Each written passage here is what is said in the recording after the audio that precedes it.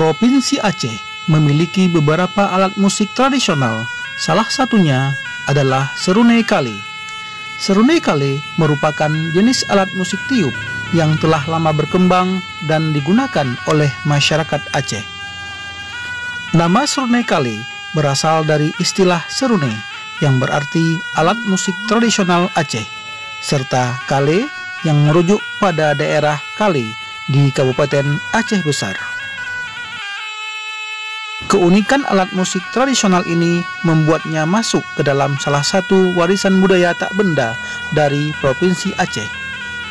Alat musik tradisional serunai kale terbuat dari kombinasi bahan kayu, kuningan, dan tembaga. Bentuk pangkal di bagian peniupnya ramping dan semakin melebar seperti corong di bagian ujungnya. Bentuk ini tak hanya membuatnya unik, namun bisa menciptakan ruang resonansi yang cukup.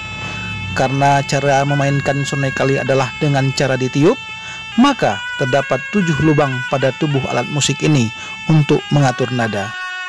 Pada tubuh serunai kali juga diberi hiasan dengan berbagai ukiran dan hiasan kayu dari kuningan atau tembaga.